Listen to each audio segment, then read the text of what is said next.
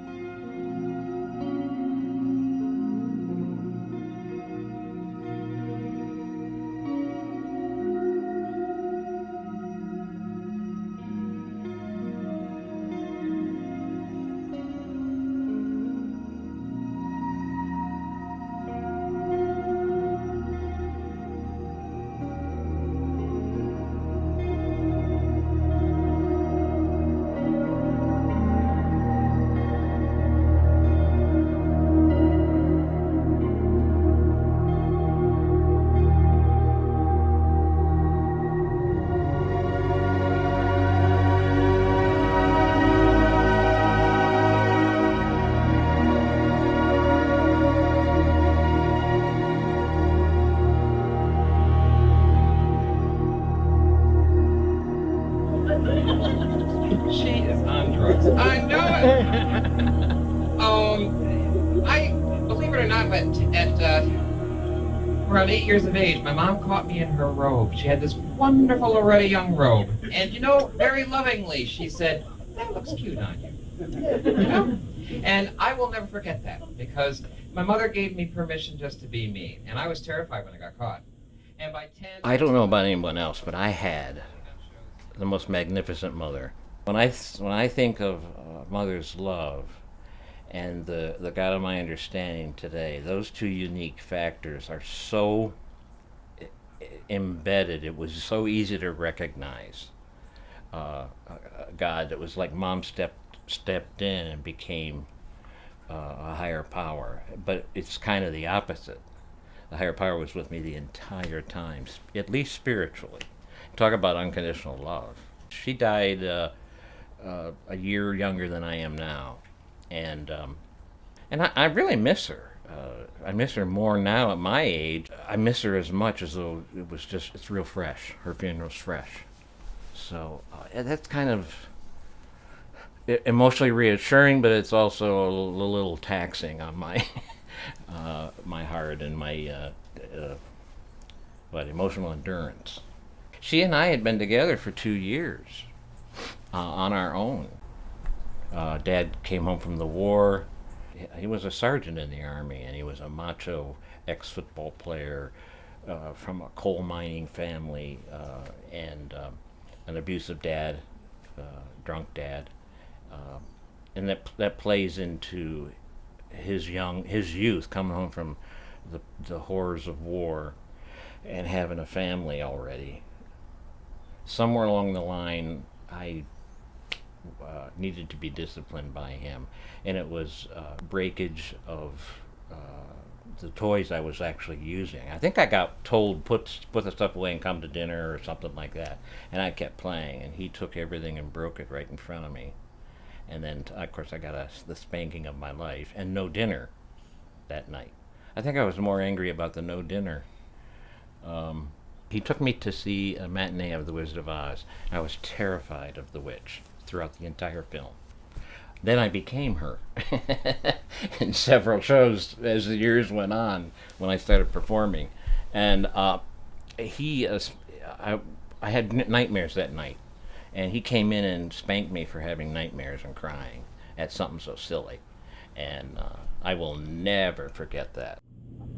I just want to take a real quick minute, because I may not get a chance to later, to say thank you for coming tonight and supporting the event. For those of you who don't know who I am, I'm Cinnamon St. Michael's. Tonight I'm retiring after 32 years of show business and life experiences. We're going to share some of that with you tonight. I'm very, very proud to have a wonderful cast of very professional female impersonators who reflect how far the art has come, the art of illusion. They're all real men. They all have full-time day jobs, regular jobs, but tonight they're going to bring to you a special, special quality of illusion and theater. If we were to put a theme to tonight, I feel that it would be a night of friendship, a night of memories, a night of love, and a night of letting go. I didn't want to retire, but it's better to do it now than to get thrown out. And I feel real, real good about it. I feel it's okay, and it's so neat that so many of you have supported me for so many years. And I want to dedicate tonight. Mom struggled with alcoholism, and but I didn't see the dramatic part of it until I was around 12, 11 or 12, when my third brother was born. Somewhere along the line, it got really, really bad. And it ended up with her isolating in her bedroom, trying to detox herself all the time. And in so doing, I became the parent to the 3 kids. And that it was a good experience, because I was already a neighborhood babysitter. But I became very fond of that, of loving those children and taking care of those duties. But I didn't quite equate it with Mom being a bad mother, a fallen down drunk. I equated it with she was sick. And really, I didn't find out about it being alcohol for quite a while longer. Now it's time for a June Taylor production. Tonight we are going to present the June Taylor dancers and the 13-year-old violin virtuoso, Charles Castleman, in an exciting version of Bumble Boogie.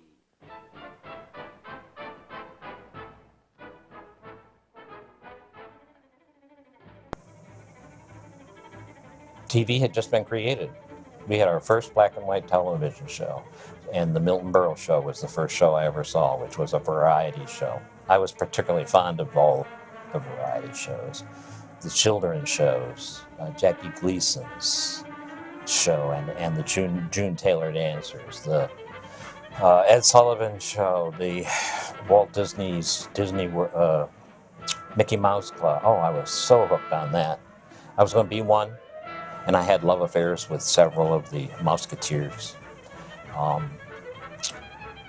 And the serials that you didn't know the answer to until the following week, or the Batman and the Bowery Boys. Oh my God. Hiya, Phil.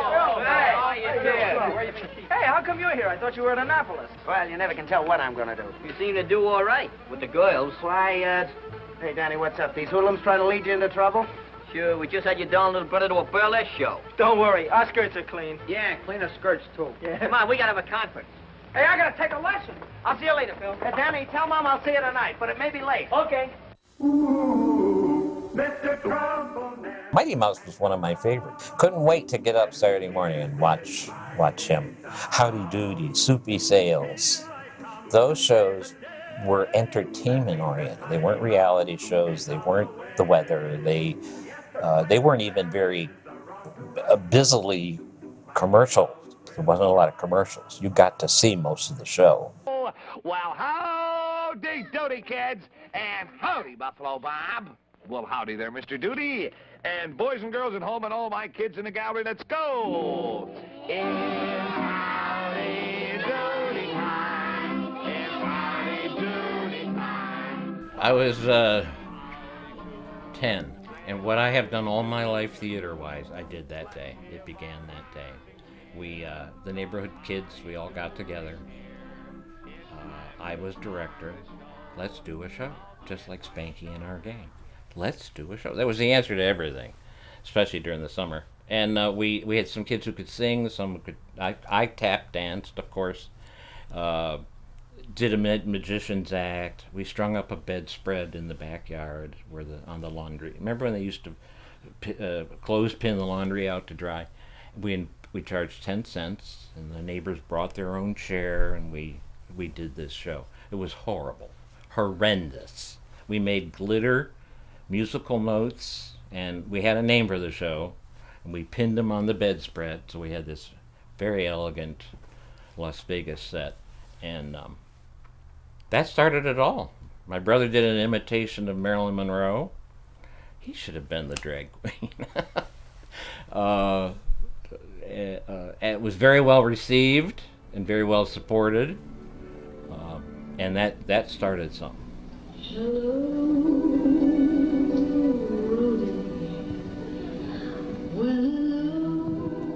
We were brought up to be in the Catholic faith, and I started Catholic elementary school in first grade, and that was my first introduction to the nuns, priests, the formality of uniforms and discipline and an education of that nature, and I took right to it.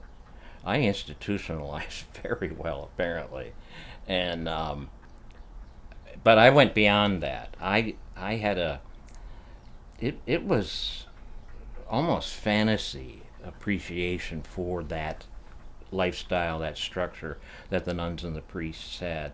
I remember absolutely loving the Dominican sisters' habits, outfits, and I actually made one and wore one around the house several during those early years. And then I became an altar boy, and then I partook in church liturgy as though I were an adult. It fascinated me. It was the best show in town. And I actually started becoming convinced that everything the church preached in its doctrines had a life of its own and was true. I couldn't make any connection to other than that. And that set me up for being a very serious Catholic. When we were kids, we pretended to say Mass and would take turns being the priest, dressing up in the vestments and the like, doing the wafers as communion. And we would just do this on our own in our house. Well, of course, later, Michael showed an interest in actually being a seminarian and a priest. But I always viewed that as kind of a bit of a spectacle, the performing almost like a performance, because that was the ritual that was appealing about Catholicism and then it was connected to the idea of transubstantiation. My gosh, bread and wine turning into, body and blood.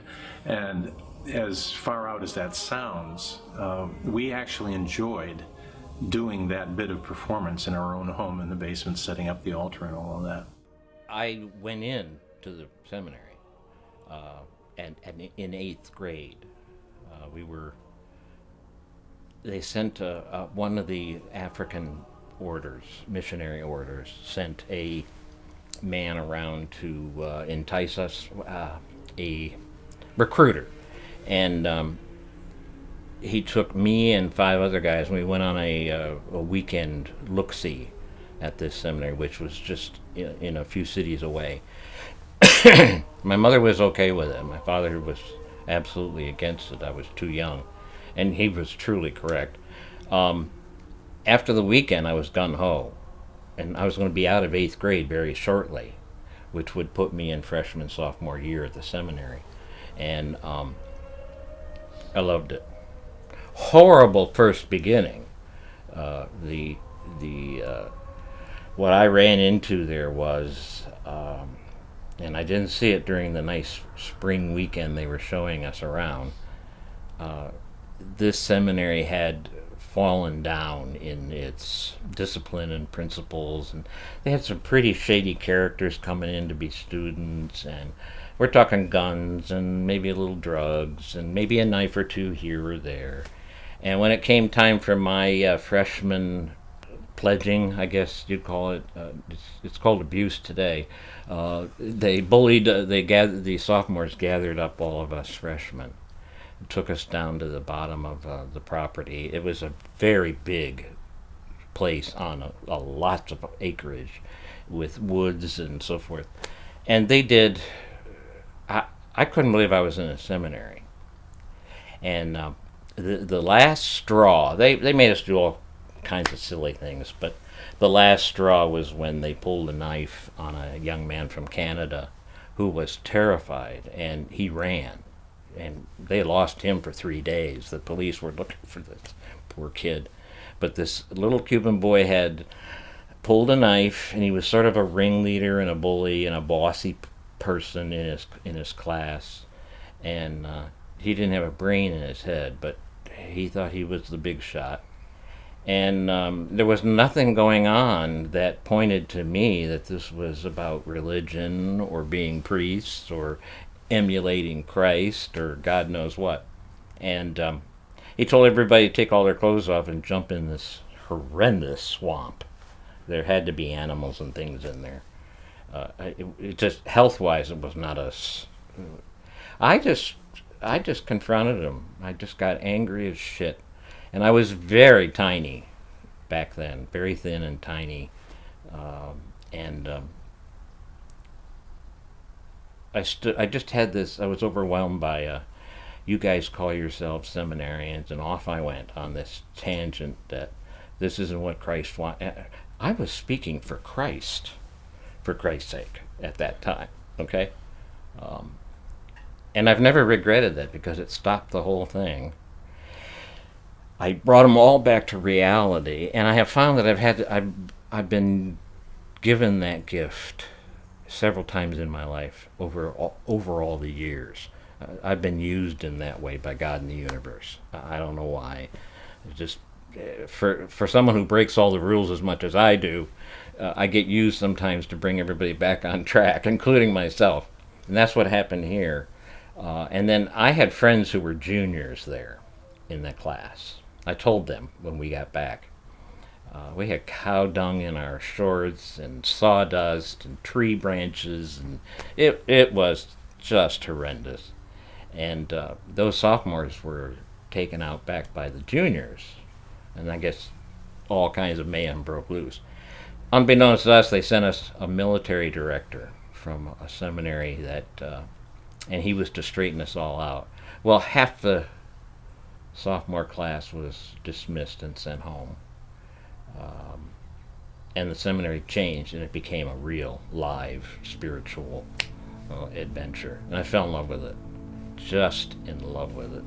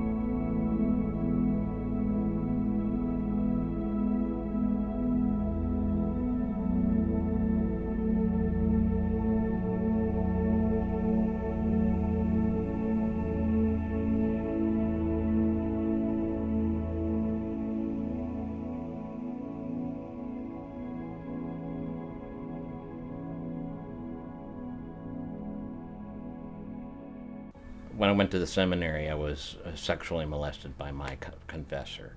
He was my first French kiss. I was 15, I think, 14 or 15. I was very, very confused because it went against everything about being Christ-like. But he had a story to tell, which most molesters do, to keep you comfortable and drawn in and not reasoning it out of your head or paying attention to your own fears and feelings of maybe this is, there's something not right here. All that went away with his explanations. But he was my confessor. He was the athletic director of the seminary. He started paying attention to me my very first year there. I was a figure skater, an ice figure skater, and I was figure skating in our ice pond while he was coaching the hockey team. And he saw me skating, and he said, "We need you on the team. Come on over and skate with us." And I said, "No thanks, I really love this." I said, "I really hate hockey." I said, "You can get hurt." And he ordered me, as a higher up in administration, that I was to obey to go play hockey. So I had to learn, and I was fast, but I was lousy. And that began this seeing me on separate occasions, separate from the rest of the seminarians. But finally started inviting me to his room for counseling. And then I at that time I was masturbating a lot, and I had so much guilt over that in the seminary. There were several of us would meet and kind of get that out of the way, and then we'd all wouldn't talk to each other for months because it was a sin. And you go to confession. And I remember I went to confession to him once about that, and also that I had male-oriented sexualizing fantasies. The locker room was already at that age. I was being turned on by the guys in the locker room, and he took advantage of that. And here I am, only 15, 16 years of age, and just really lost, and I didn't know I couldn't go to anyone and tell him. This had to be a secret. This was horrendous. And it stayed that way even after I left the seminary. He tried every single time he saw me. And he became a close friend of my family's. He played hockey on my dad's office hockey team with my brothers. He was at our home for dinner. And this is when I left the seminary. And I'd be getting ready to go to work. I worked a night shift at a hospital. And he'd come up, he'd excuse himself from dinner. "Can I go up and say goodnight to Mike?" Before he goes to work, and he would ask me right away. It's like nothing had passed, and that I was still this 15-year-old. And I remember almost hitting him the last time based on saying no. I got released from the seminary, dismissed from the seminary by the molester, going to the board of the entire scholastic committee with my poor grades. And I had poor grades because I was a crazy person, not knowing what in the heck I could do and who I was. They reached a decision to let me go home and get my grades up in a regular high school, and then I could come back if I wanted to. What really happened is the director of the seminary, the military director, stopped by Father Khan's room one day when I was there, and he had hidden me in a laundry bag. I was naked as a blue jay, and the director knocks on the door. Father tells him, "Hold on, I gotta," I don't know what he said. Puts me in his naval laundry bag in the closet, and then opens the door and lets the director in, and they're chit-chatting. I think he knew. I think the director already knew something was going on, but he had no proof. The more Father felt endangered by being found out, the quicker the strategy to get rid of me. And I was told it was my fault. He came back, I would say, not super different, but more mature and serious.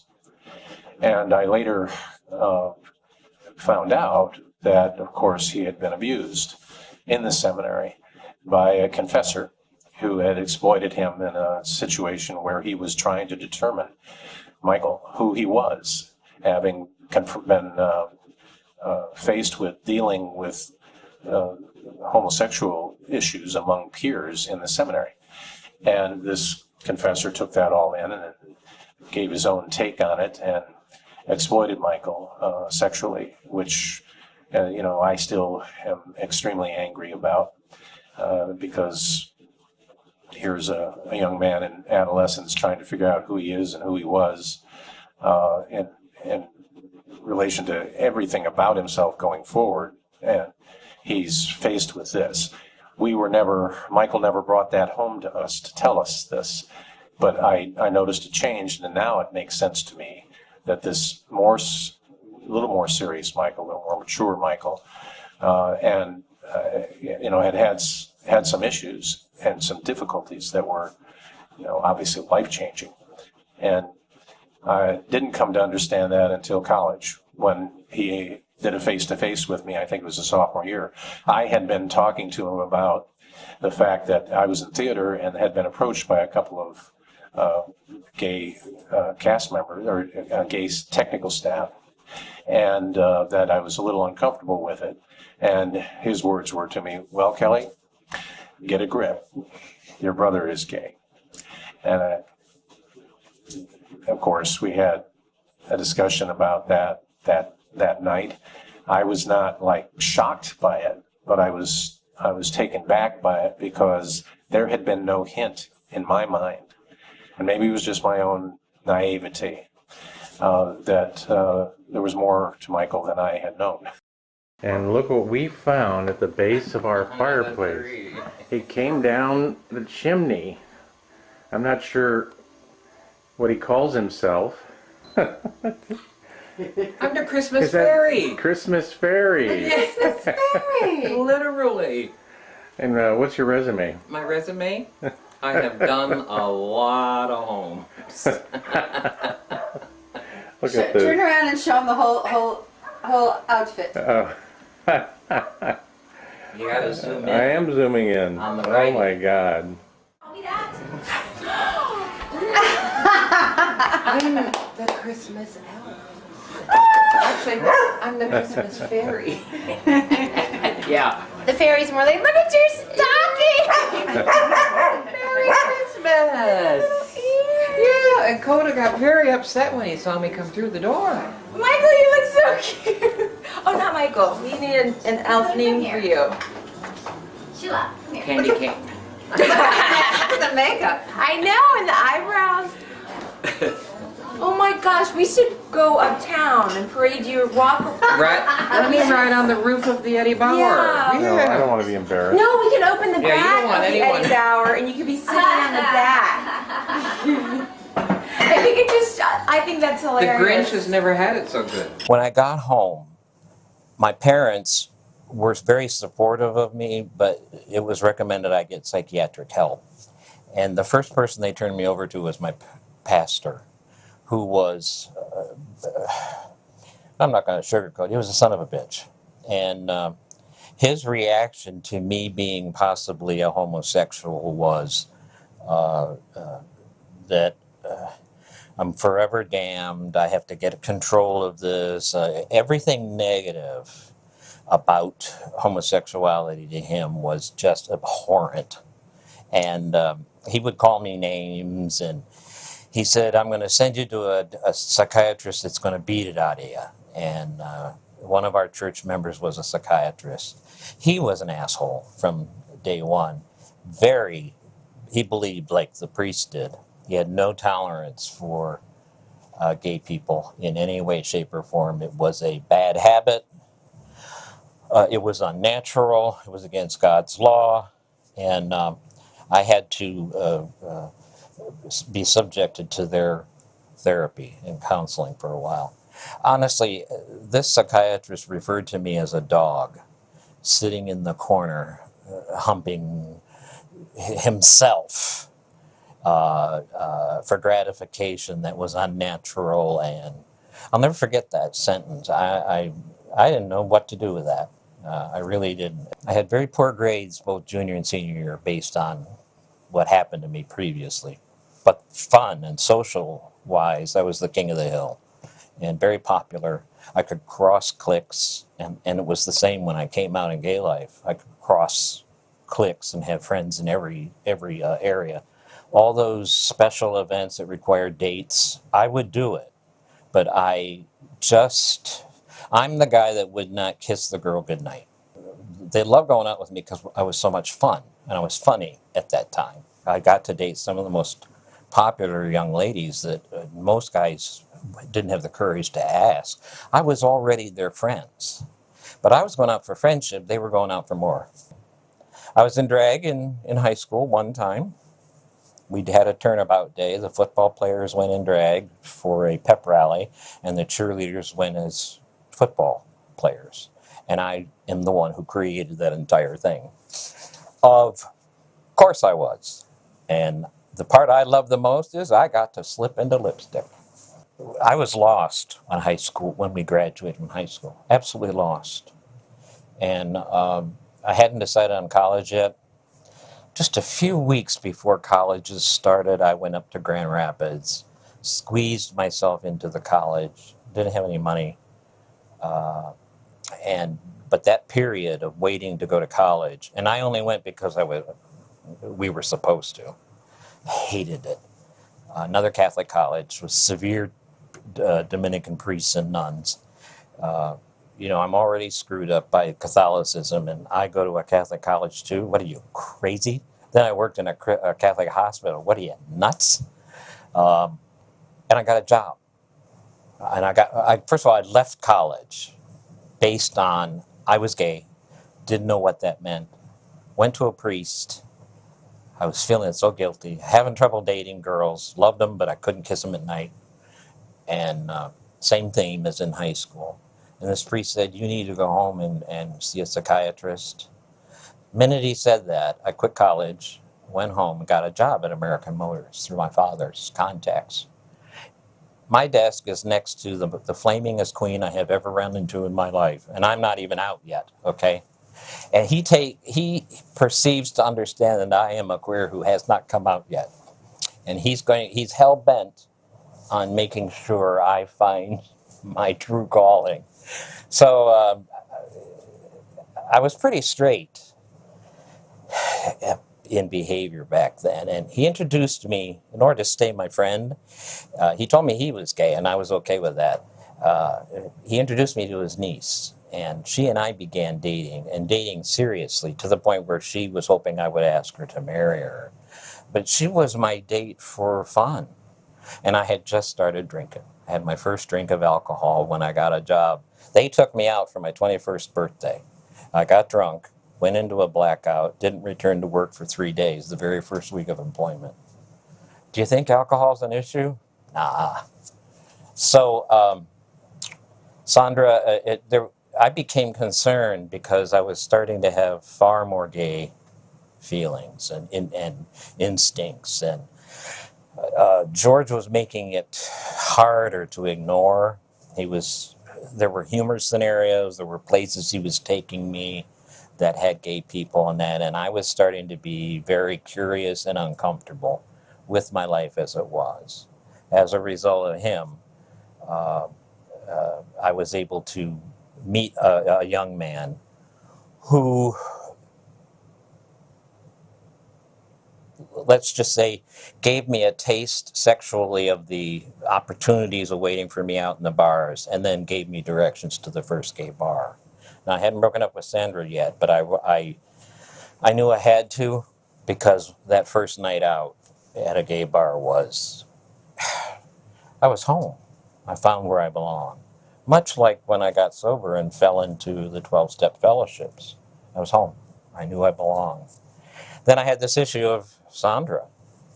One drunken night, I decided to tell her I'm breaking up with her and that I'm a homosexual. It's Christmas Eve. Of course, we'll pick the most dramatic holiday. And I bought her a puppy. I was covering all bases emotionally. And she had wanted one. But I got really, really drunk, went into a blackout, took the puppy in, screamed out I was queer, gave her the dog, and went out in my car and tried to kill myself. I had previously stuffed a towel in the muffler and closed all the windows. What I didn't know is I had a convertible it had a great big crack in the top that goes down. So it would have been a very long night of dying. And they got me out of the blackout, rescued me, went to the hospital, and about 2 weeks later, I went and had a serious talk to her with her sober. And I really, it wasn't a talk about me. It was a talk about she was not responsible. I really liked this young lady. If I had been straight, it would have been no issue to marry her. Cool. And today I hope she met a really cool dude and had a wonderful family. But she really was a neat young lady. And I was blessed at that point in time to have such a friend. And she was very tolerant about it. She didn't like it, but she was very tolerant. And finally, the pieces came together for her. And I hope she got some peace after that. Then I went to the nightclubs. It wasn't much longer after that I met my drag mother. I couldn't catch my breath. He was so beautiful. I wanted to know how he did that. He impacted me in that moment in time that I had made the decision inside my heart. That's what I want to do. I didn't know you could do that and be a boy. So he did the art form the way I was brought up in it because of him. It's a theater job when you're in drag. It's a stage experience. And I maintained that right up until this day. And he's retired now. He lives up in Upper Michigan with his lover. But it's amazing how much impact. He freed me. He freed me. I knew what my channel was. And now it had nothing to do with my love life, but I was to find out it would. A lot of straight guys I dated, straightish, butch guys I dated, hated the drag part and wouldn't see me again if they found out. And that was not uncommon. Just like me dumping the hairdresser.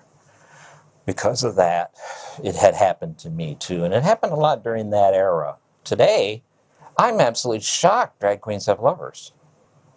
Long relationship lovers. And I found that out when I went to Miss Gay America and was a judge. So times have changed. There's a respect for it. I think back then, the straight guys, the butch guys, thought that was our identity. And it wasn't. It was a job. It was an entertainment job. It was a year before I was on stage. I just entered bar competitions for holidays or Halloweens, and with my other friends. It was amazing and very innocent. And we didn't do drag painted to God. We didn't know anything about contouring or any of the wild stuff. It took us 30 minutes to get ready. We just thought our own natural faces would do it. And we just slip into some makeup, but we were picky about our clothes. And the whole theme of doing drag back then was being women, being beautiful women on stage and convincing an audience that you were. I loved that I was a boy, loved that, who could do this and convince you theatrically. I didn't have any interest in getting hormones or changing sexuality or any of that. That wasn't where I was. I was theater oriented, I think, about it. That doesn't make me any less or better than anyone who did, but I was real clear about that. Loved the illusion. My first drag show was at a straight bar. It was a formal straight bar that had drag shows down in the wharf area of Detroit. Very seedy, horrendous place. I was oblivious to what was going on down there. But show-wise, they had an amateur night, and I tried out. My friends had been doing amateur night down there almost every time they had it. And I asked one night, how do I get an opportunity to do that? I want to do it. And I'd just broken up with my first lover, and that night I did drag, and I made a drag name out of his name. to hurt him, to insult him, and he was he he got a little wild and hostile about all that going on because he did show up for the show. But shortly after that, I realized I couldn't do that anymore. That just wasn't fun or fair. And someone said to me, "What, you are so spicy when you're on stage."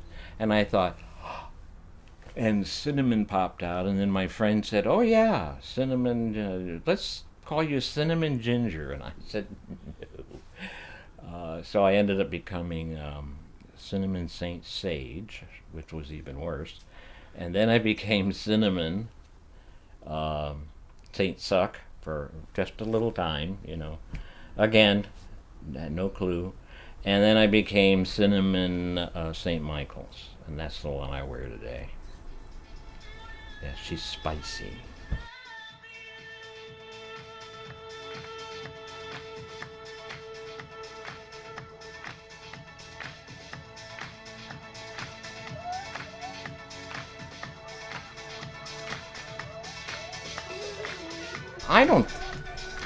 I don't think too many would disagree with me if you really, really think about it seriously, about what was going on back then.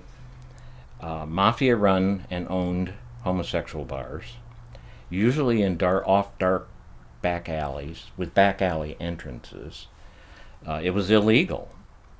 And if we were in drag, we had to have, and got caught, you better be wearing male underwear. If you were wearing a gaff or G-string or any female, you went to jail. And that was the main rule about the law. We weren't supposed to do it at all, but if you could get away with it in court if you'd not been wearing female underwear. They were really ill back then. I became an employee of one of the largest mafia clubs. And that got me a lot of privileges, a lot of exposure and safety, because they hired motorcycle gangs to take care of us and protect us, and they'd be security out back. They'd check your IDs coming in. The head of the gang was Louis, and his assistant was Vodka. Vodka liked me. I became manager of the club at that time. Vodka liked me, and his girlfriend. Louis' girlfriend liked me. And we'd all sit around and drink before and after the nightclub. It was my job to take the deposits across the street, night banking. And both Louis and Vodka had to escort me each night. And then we'd go to breakfast. And they would beat up any man who said anything derogatory about me. I'd be in the middle of scrambled eggs and pancakes. And someone would say faggot, and that's it. Just blood was everywhere. And this one night I held a charity event. We were charging a little bit of money to get in the door. Louis let 3 or 4 people in without taking their money. Apparently they were friends of his. And I went up and confronted him. I was the manager. Louis was 9'7", if he was a day, 300 pounds, solid black leather coat to the earballs, and hostile. A member of their gang had been murdered, and they were hyping themselves up to go out and get revenge on the other gang. I did not know this. Clueless. Can't read motorcycle gang signs, And Louis picked me up by the throat when I confronted him. Picked me up by the throat and literally had me 5 feet off the ground and slammed me up against the cement wall of the nightclub. They also beat up some other gay kids who tried to get in the club that night, who got in and then ran downstairs screaming for all of us to help them not get hurt. They were hurt. They were hurt badly. You couldn't tell anyone you were doing drag. You'd lose your job. As a matter of fact, I lost a job because one of the employees, assistant to my boss, was in the audience of that very first show I did, and I lost my job the next day. And that was kind of not unusual for the kids, for the guys who did drag. You really had to keep it quiet. One night I came out of drag, I was in drag to drive home. I never had any sense. And I didn't ask anybody to escort me to my car. When I get outside, there's a guy laying on the ground with a bullet hole in him, and he's in pain, and he's bleeding, and he says, "Can you help, would you help me?" And I hoist him onto my shoulders.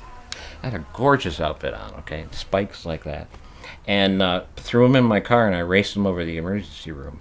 But I put him out on the front of the hospital, of the emergency room doors. I couldn't go in, especially in drag. Let me take this opportunity to thank Nick Sakalis, the owner, and his partners, and the staff and crew here for treating us so wonderfully all weekend. I hope your dinner's been good. And we have a long and wonderful show. A lot of hard work has gone into it, and I think you're going to enjoy yourselves. How many of you have never seen a female impersonator show? Let's raise hands. Ah, you're in for a treat. All the women on this stage this evening are men, okay? You can get a refund if you wish. Well, that's only for this minute. You can't get a refund. Dinner menu will be available tonight until 1 p.m. Bars started opening that weren't owned by the mafia, and they were starting to open outside the city in the suburbs. Shopping centers, old empty supermarkets would become mega disco palaces, mega entertainment complexes. When that happened, showbiz took on an entirely new atmosphere. Kids were showing up to do shows, to be part of entertainment with a whole brand new way of expressing drag and talent. And our group held Detroit's drag scene for quite a few years. We were the show because we didn't just stay individual performers on stage at local bars, straight or gay. We formed a troupe. We formed a performing troupe called the Kelly Photo Players, and it was the most wonderful experience of my life.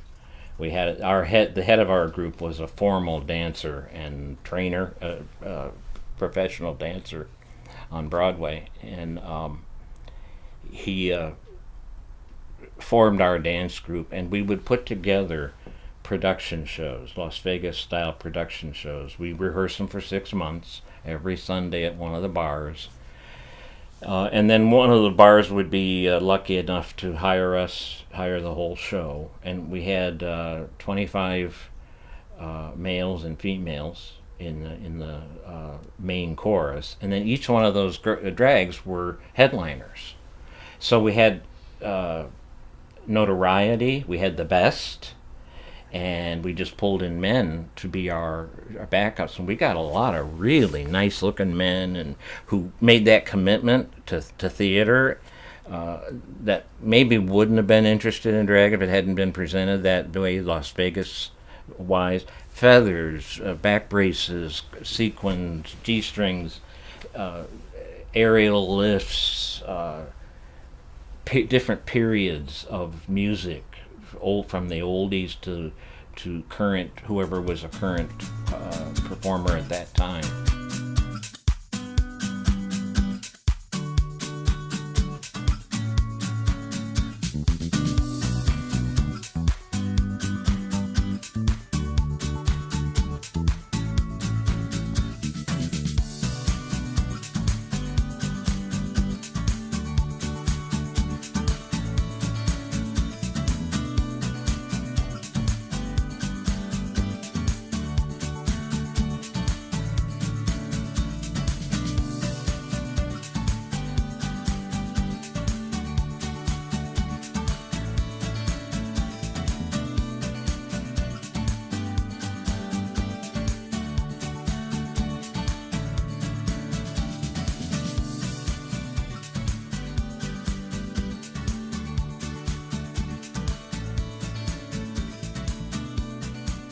Got in a kick line, wore fishnets, and I did it all. And it was all because he gave me the confidence that he knew I could do it.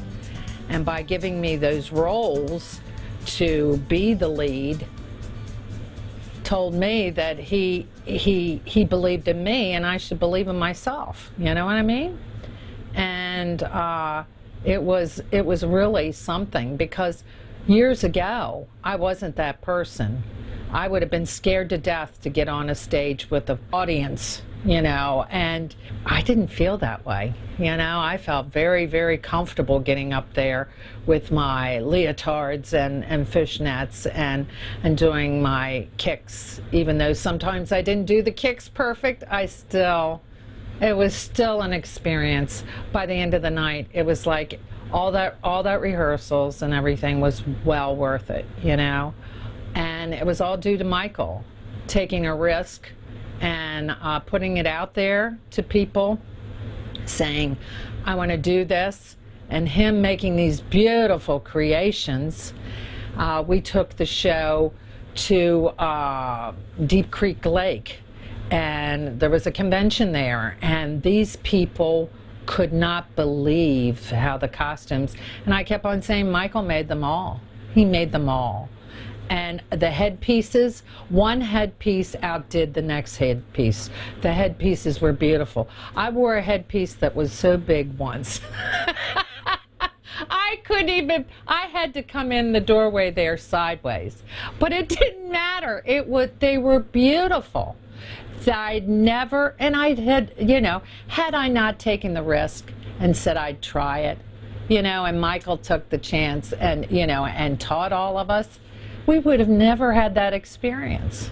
And he brought that to my life and to many other people's lives. We raised the level of drag performing from no longer being the solo person trying to be a girl, okay?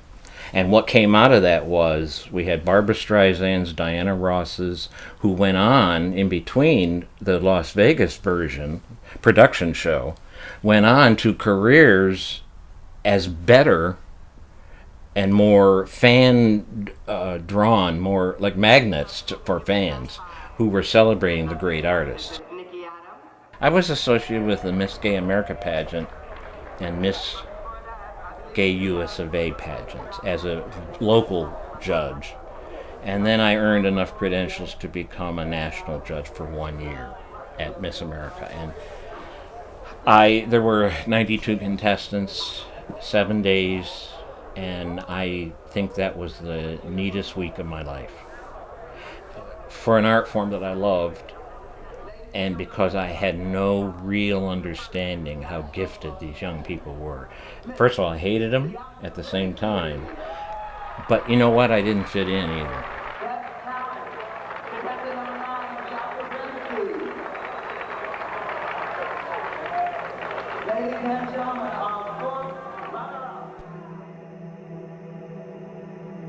Scientists at the National Centers for Disease Control in Atlanta today released the results of a study which shows that the lifestyle of some male homosexuals has triggered an epidemic of a rare form of cancer. Robert Bazell now in Atlanta. Bobby Campbell of San Francisco and Billy Walker of New York both suffer from a mysterious newly discovered disease which affects mostly homosexual men, but has also been found in heterosexual men and women. The condition severely weakens the body's ability to fight disease. Many victims get a rare form of cancer called Kaposi sarcoma. Others get an infection known as pneumocystis pneumonia. Researchers know of 413 people. The baths opened, and unfortunately I became a huge client. And I know, at least I think I know today, that that's how I got HIV. But people were disappearing, just literally disappearing. We'd see them one weekend and they were gone. Come to find out, there was this gossip about AIDS, or not HIV, it was all about AIDS.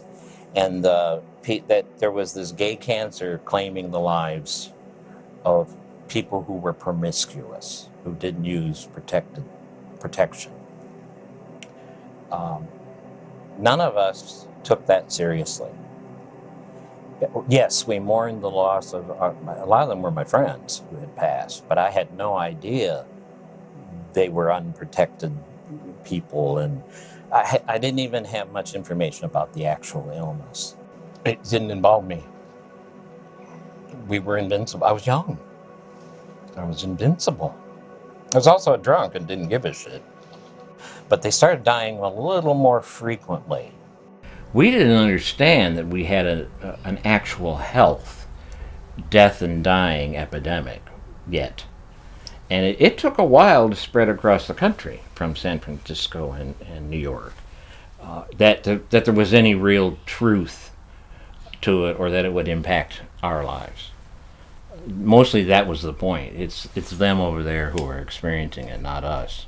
They must have done something wrong or careless. It isn't about us. But then it became the gay cancer, literally and politically and financially, in the government, in the newspapers and communication forms. And the movies started coming out that were portraying the struggles about HIV and AIDS. It was a time for my father and mother to be able to really have their son in their arms. I mean, they went through all the traumas thinking they did something wrong. They gave us time to talk about a lot of personal things, a lot of subjects that were really special. But now that in the last couple of years, they've really come to grips of accepting you as you are and not not trying to worry about changing. Gone full circle. Thank you for everything you've done, Mickey. And somewhere along the line, I had a realization we were in trouble. I sort of linked up in my head with the conspiracy theorists at that time. I remember that, but it didn't. It didn't last long. We had too many people who medically could tell us what was going on. And matter of fact, we had more information than most of the country did as individuals, and that. When they called it a cancer, it softened it.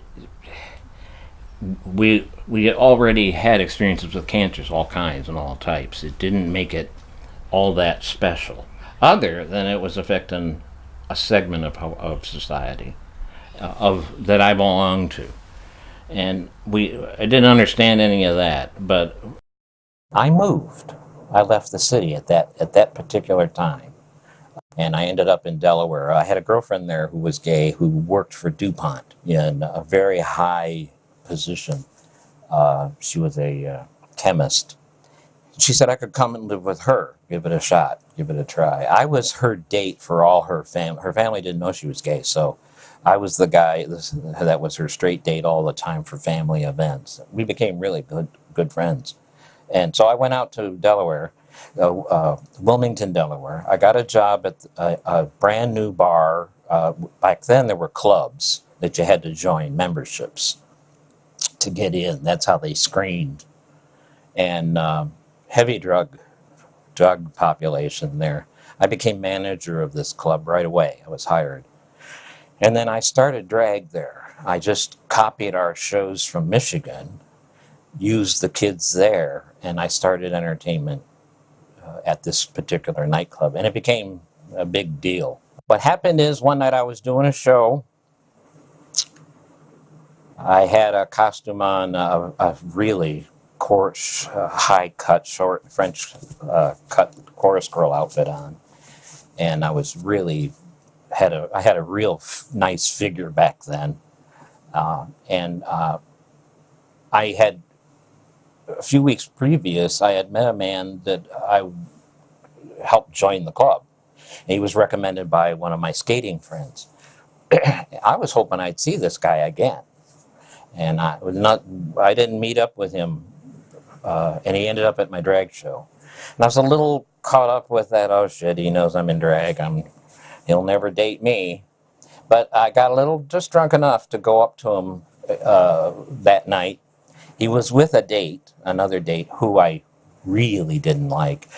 I thought he had very poor taste. And I said to him, come up and see me sometime when the zipper's in the front. He did. He ended up being a 15-year long-term relationship. And it was because of him that I was able to finish my beauty school credits in Philadelphia. He owned a skating rink down in this area, and there came a time when our relationship was serious enough that I needed to live with him. And so I stopped my life there and came down and became, a part of his. In the skating rink, I took part as a part-time employee, part-time manager, and they had skating shows there for the kids who took classes. They were horrible. They were those beginner recital things you see on TV that you change the channel real quick. I was horrified by how awful these shows were, but the parents just loved it. I added a flair to it and created the first Las Vegas roller skating show. Step 3, cross 1, cross 2, and lift. Gordon, make your circle a little bit larger. You're going to make your circle larger. Walt Graham is the executive producer for Roland 79. He's also the owner of the Starlight Arena where they rehearse the show. Step 3, cross 1, cross 2, set, lift. Well, I think the first show we probably produced for about maybe $800 or $900. This year the budget is $43,000. So it has grown quite a lot in the past 8 years.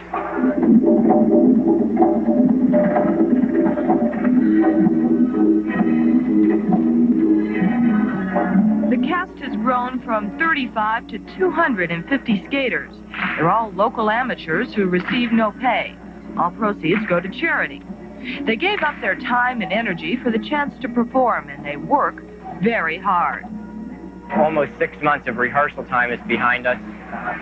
The rehearsal time per week, I would guess, at about 15 hours a week on rehearsal time. We rehearse 7 days a week, and 2 hours some days, 4 hours other days, depending upon the particular schedule. We rehearse very heavy on the weekends.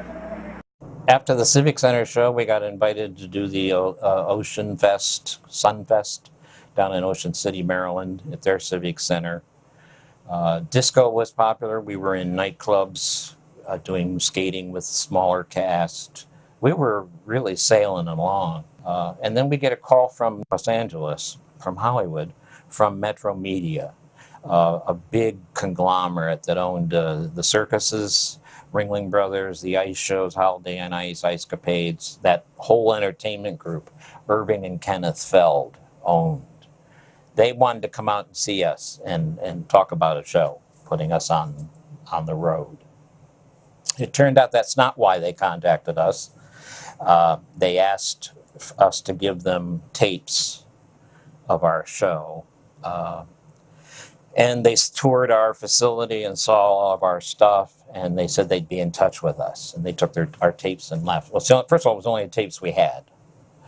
They were the professional tapes from the television station.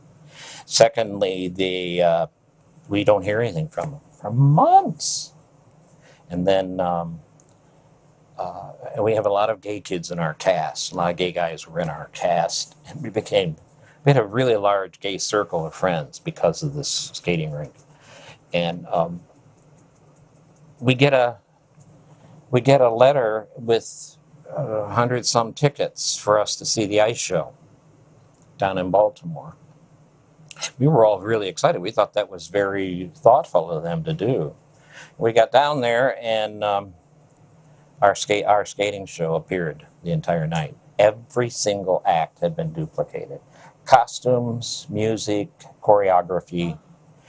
We sat there. Walt and I we just kind of we didn't know what to do with that information, that experience. And the guy that owned it, Kenneth Feld, the son, came up and greeted us and welcomed us before it all started, kind of with an attitude of, ha ha, we gotcha, screw you. I didn't pick up on that until after we saw the show. And my costume director came over to us and she said, am I crazy or is that our show? And I said, you're not crazy.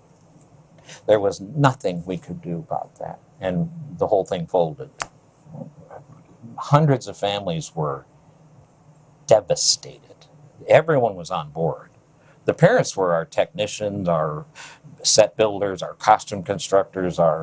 We bought a floor. We bought an old tennis court floor from a university in Arkansas or something, portable. And we would take that wherever we were doing a show. That thing was $11,000 used. And that came out of Walt's and my bank account. Very disturbing, distressful, sad, betrayed. I finally hit a bottom where I was desperate and hopeless, ready to kill myself. Actually, I'd already been doing that on the slow installment plan. And an incident happened that all of a sudden I had, again, a moment of clarity was sent my way, and I knew the jig was up. I couldn't define the jig at that time. I could not have told you what that was. But I had a moment of clarity that said, this is done. It's enough. You can't do this anymore. And then I said a simple prayer, God help me. That's all I did. I have never had a drink since. And that's a very common experience for alcoholics who have the disease. And there are different levels of bottoms. Some people end up almost dying, with a major disease, or they have my experience, or some get it earlier. Some just have enough, reach a bottom very early in their use. But it takes that, unfortunately. That's the only way an alcoholic will stop. And that you are admitting you're in trouble. If you don't admit that, you're dead in the water. You'll just keep using, drinking. I've been as sober as long as I was drunk, 27 years. So that's 54 years. Amazing. Dying for 27 of it and free for 27 more, and with some hope. How cool is that? When I got sober, I immediately started volunteering with the AIDS organizations here in Baltimore. And I started doing patient care. And then I started training other patient care people. And then I've won a couple of newspaper awards for volunteerism. I really got into it for 2 solid years.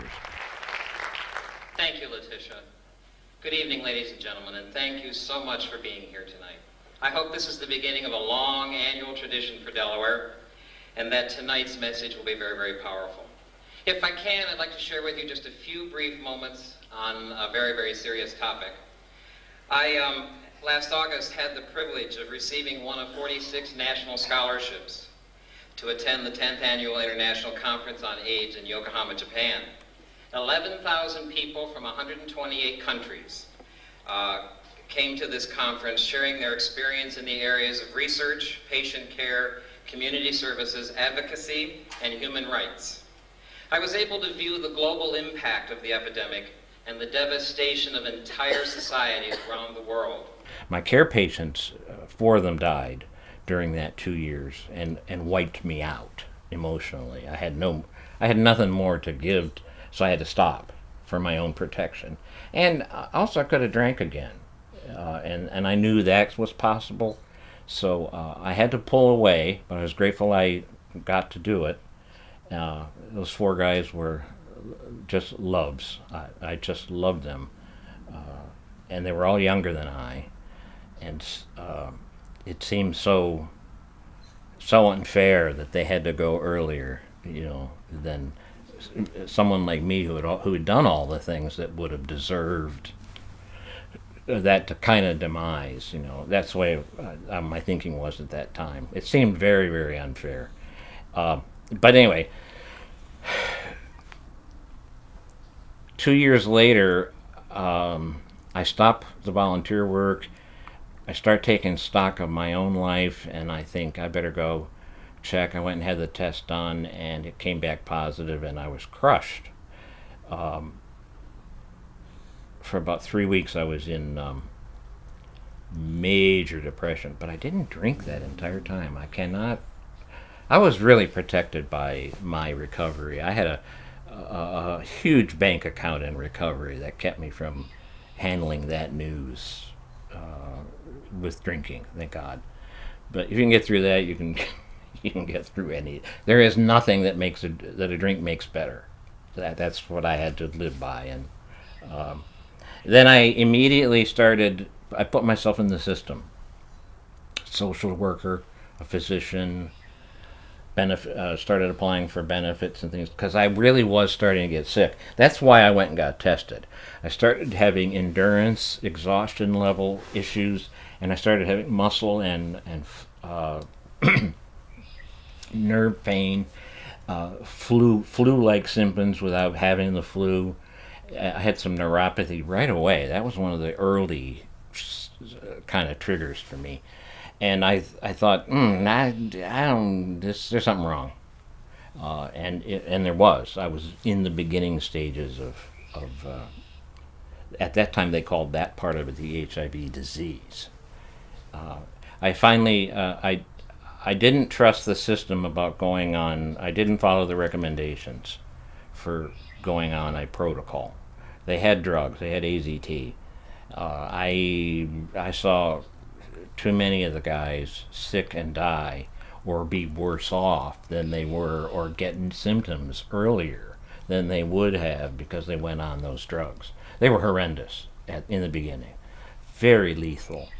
And so I decided I'll wait. And I waited about 5-6 years before I went on a protocol. And I didn't go on protocol until I was absolutely, positively, actually on death's door. I was here, home here, in hospice care, ready to die. And that's when I started the combo drugs, and it saved my life. That was a miracle, how that all happened. But my symptoms started increasing enough that I had to stop work. I was living the whole life of someone who was newly diagnosed with symptoms, but hadn't advanced to AIDS yet. I really didn't think I would. I had a huge denial factor there. And I started living, taking better care of me, changed some eating. I reading Louise Hay's books, going to conventions of people with HIV, and we'd spend 3 days boosting each other up, and having a good attitude and reciting meaningful poetry will keep you from getting AIDS. And today it seemed like a bunch of hoopla. Back then it was the best part about it was that we got to be with people like ourselves. But all of that really didn't work in the long run. And someone made a lot of money doing all that stuff. But I finally did get full-blown AIDS. I got cancer, the kind of cancer that's associated with AIDS. Excuse me. And you could have taken me out and hung me. That's how scared and shocked I was that I had this cancer. When Michael developed cancer on top of everything, he had called me. It was the 4th of July. He was on the golf course, I recall. And he was really in trouble. He asked, and I could tell it was hard for him to ask the favor, but he asked if it would be possible for me to come down and fix him. He had food in the refrigerator, but he couldn't get to it, and he couldn't put it in the microwave or cook. He couldn't move. He was just so weak, he couldn't do anything.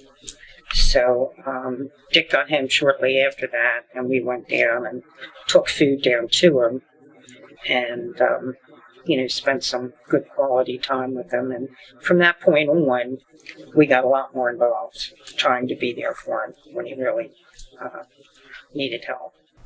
In the end, long run, they destroyed the tumor completely, but what they had done was reduced my immune system to 0. I had no T cells, no nothing. And the last day I was in the hospital, I had said to the doctor, if you leave me here one more day, I'm going to die here. I just knew it. That's how I couldn't move. I couldn't lift my hand off the bed, but the tumor was gone. We got the tumor. During that entire time, they didn't bring in an AIDS or HIV doctor of any kind. I had no HIV care. It was kill the tumor. And they could have killed me. So anyway, they sent me home to die, and I found that out later, thank God. That's what makes everything else a huge miracle. And I was put into hospice here, and I didn't know the nurse was a hospice nurse. I didn't know I was dying. I knew during that remark of getting out of there, I felt better when I got here. I had some hope. But I didn't know I was literally, really medically dying. If I had caught a cold at that time, I'd have been dead.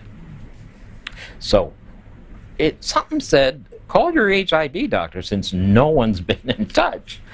I did. I told him what was going on. He said, we need to put you on combo drugs right today.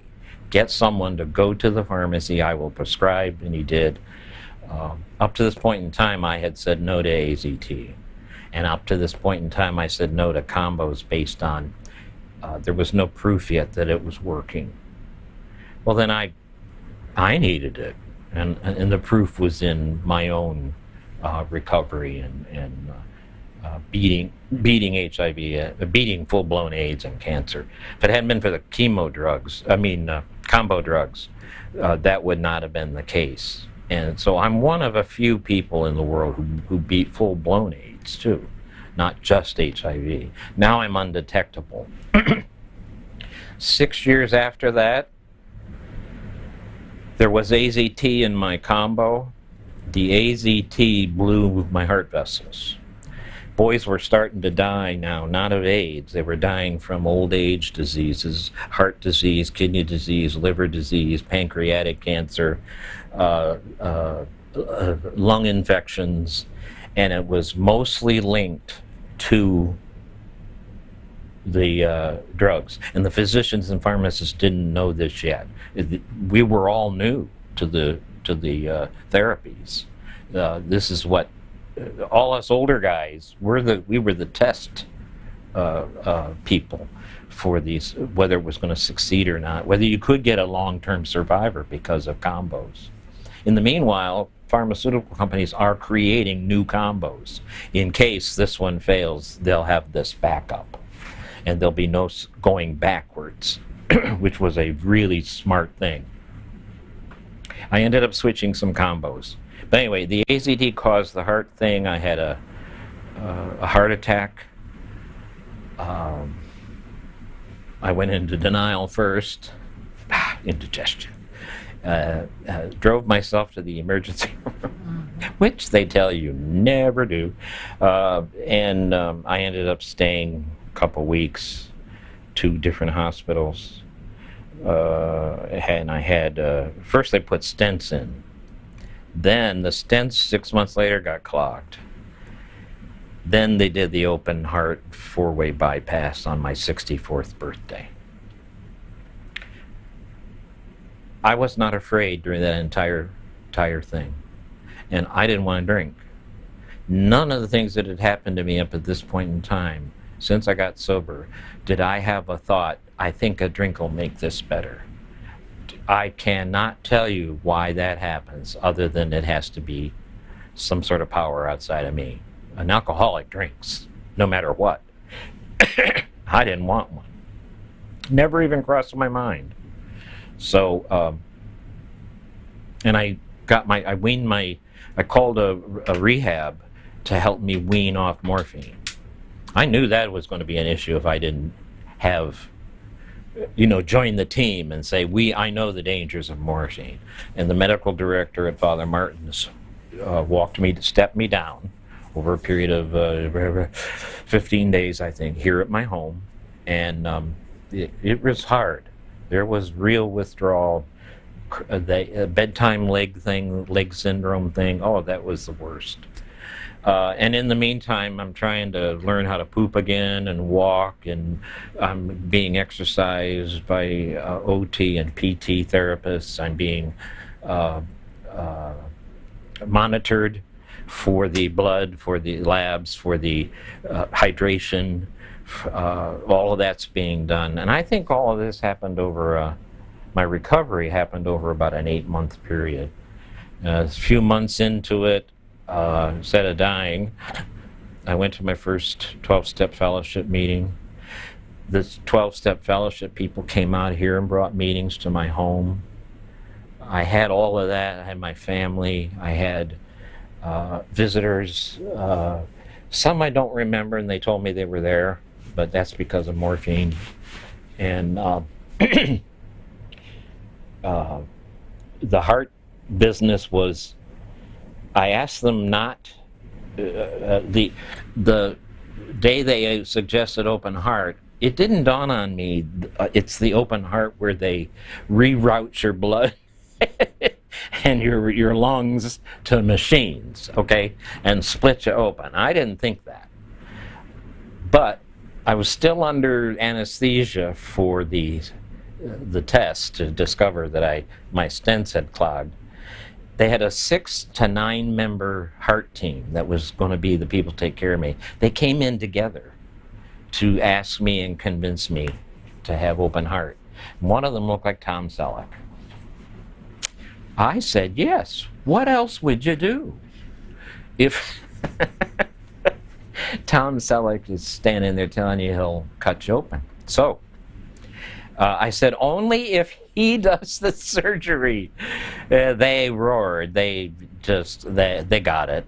And my HIV status did turn out, not with these 9 people. They were extraordinary. My surgeon was divine. He saved my life. But the HIV and AIDS status didn't go over big with all of the medical staff on any of the floors or departments that I was in or or would be in, recovery-wise or diagnostically. There were people who had complete ignorance, and you could tell the hospital hadn't taught everybody that in the cardiac area anyway. Maybe they did in the others. And the staff only came in when they had to, some. Now, there were others who couldn't have cared less. But the staff that I noticed the most were the resistant, fearful-eyed, quick-answered, don't talk much, get out of the room as soon as you can kind of behaviors. And I had not experienced that except during the cancer. That was quite prevalent. They were bandaged, gloved, gowned, and face masked to God and back, as they probably should have been. But you could tell that same thing was going on there. Because I was medicated, I never took that on as an advocacy thing. Maybe I should have, I don't know. But I noticed it, that here it is, year 2006, the epidemic's been here since the 80s, and we still have ignorance and judgmentalism and fearful tagging of somebody who has HIV. This is, I danced all male in this show, and my good partner and friend, Debbie. There's Pat. Well, they always say everything changes with time. Nothing stays the same. And that's true with our relationship. Like I said before, it went from acquaintance to very close relationship. It evolved into something a lot more than just, hi, how are you? We got to do lunch, type of thing, Those people. Yeah, I don't know if you know any people like that. Yeah, we got to do lunch, and you'll never have lunch with that person. You'll starve to death before you have lunch with them, But that's not the relationship Michael and I have, You just don't run into certain people in life. I do believe there was a reason I ran into Michael. Met Michael back when I did, how everything evolved with dance, how later on it just evolved into a relationship that he and I have. Every year I celebrate his birthday with him. I lost 2 children 11 years ago, and Michael was right there for my husband and I. He spoke at one of the eulogies for the kids. That's the kind of friend he is.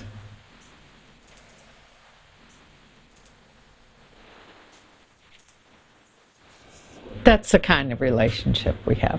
You know, Michael's got a lot going on in his own personal life, and yet he can set a lot of that aside and concentrate on fellow people that are hurting. Mm-hmm. And he's always been able to do that since I've known him, and that's very impressive to me. More action shots. When this was a convention in Maryland, that group hired us to come down and do a show.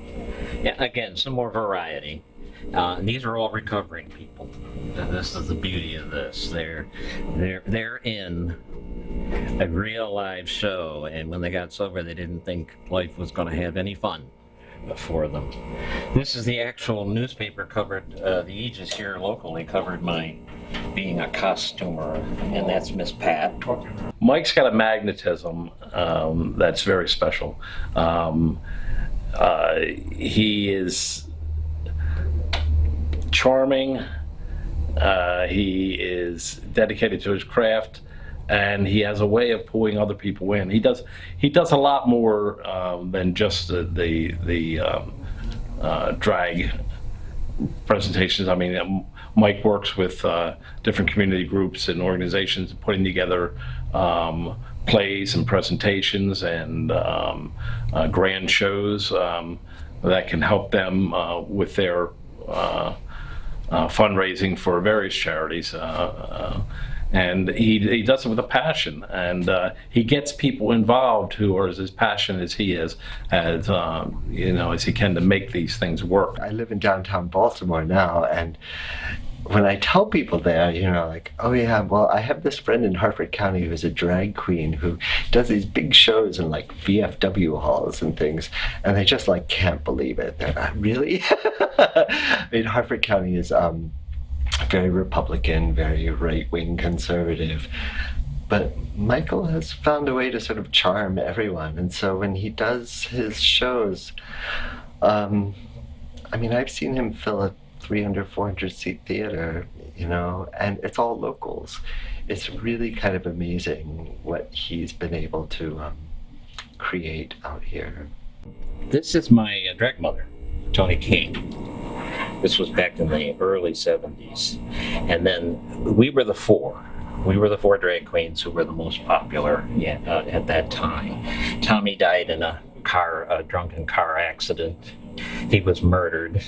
And it's just Glenn and I now. I joke with him about having the 9 lives because, to be honest with you, I was expecting Michael not to make it through at least one of these ventures, but he just keeps moving on. And the other thing is he hasn't given up his lifestyle through the course of all of these illnesses that he faced, and still identified with performing in drag. But it became a source probably of being very therapeutic for him, having something to sort of shoot for, and the gift of life still being something that he was afforded and he appreciated, and he didn't fold up the tent, so to speak. So I consider him a pretty courageous guy, and that's kind of maybe an example of the personality, the spirit of kind of going beyond simple survival with Michael and living life to the fullest, which I think he has done, and has brought himself fulfillment in the process, plus a lot of fun and good times for people who've been able to see him perform in the shows that he has pulled together. He is wealthy in spirit to the nth degree because he's created this experience for others and has completely brought about fulfillment for himself in trying to express himself creatively in what society has not really accepted until recently, and it's wonderful that it's finally happening, that people can come out and do this kind of thing and be appreciated for what they have to offer. The most important lesson that I have learned from Michael is never give up. Even when you're down and out, and never give up. Even when things look really bad, never give up. And I think that's what got me through my period, low point in my life with the girls when they died, was Michael, because he never gave up. Even though he got cancer, and even though he had his heart, he still kept on going. He still kept on going.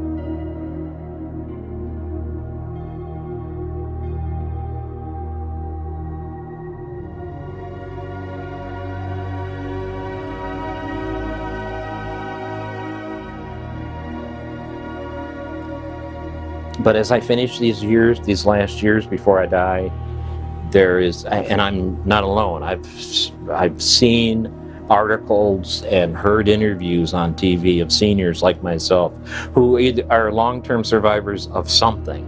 It may not be HIV or AIDS, and in my case it's 5 things, 6 things all in a row. Have that same feeling. I'm not alone, but there's no intimacy. That one-on-one intimacy and thoughtfulness and courtesy and sharing a funny story, to be honest with you. But it's a huge loss, and it takes you out of the norm of social behaviors. Your other married friends don't hang around you. You're not invited like you used to be, or you're too sick, or you have no endurance for what it takes to get to the next event, or you have no money. There's many drag pageants I wanted to go to as a senior, even recently. I don't have the money for the gas to get down there. Now I don't have the car. I don't have any money, and I don't have the admission fee. I have no money to buy the Cokes. I have to get other things that have huge priorities, and thank God I have resources for that. But it's one of those things you don't think about often, of older guys having to be home more than they ever used to be. And maybe they got a friend or two, but it is not that big, all-encompassing of social life.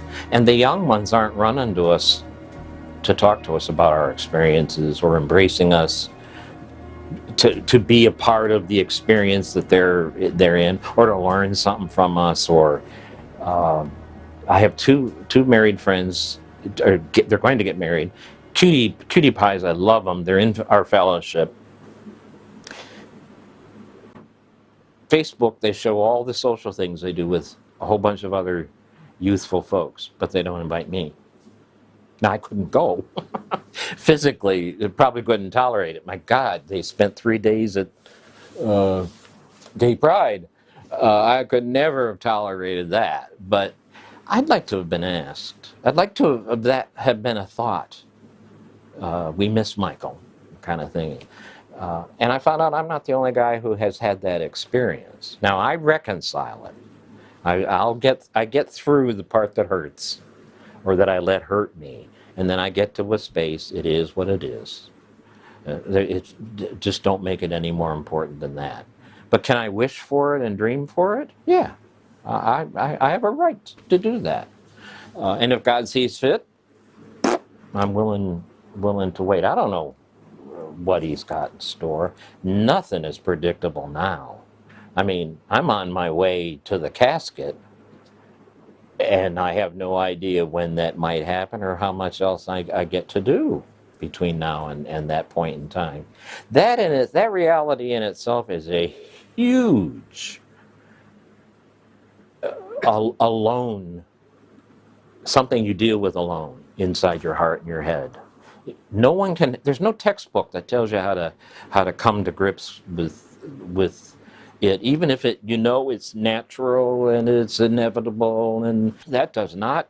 That was a huge adjustment. The health issues become either stay at a line of degradation, or you don't get any better and you start getting worse from something that you kind of reached a plateau on because of how you're feeling and thinking.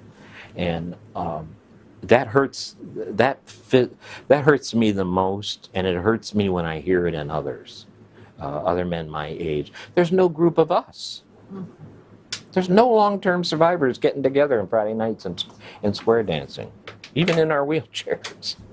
This is my favorite picture of all time. If you ask me about putting a photo of me, that's the one I would want. That's really who I was. That's who's still here. That's here in my soul.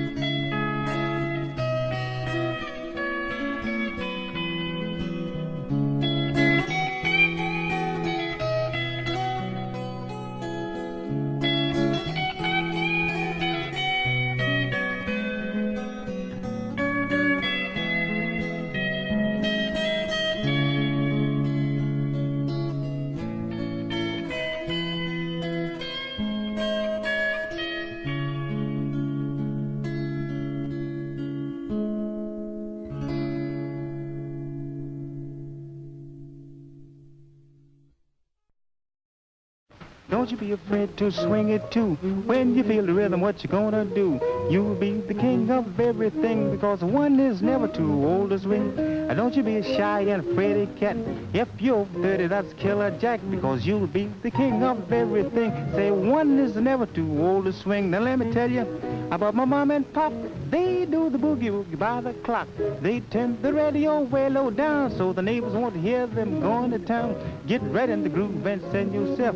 If you got a worry, put it on the shelf, because you'll be the king of everything. Say one is never too old to swing, swing it.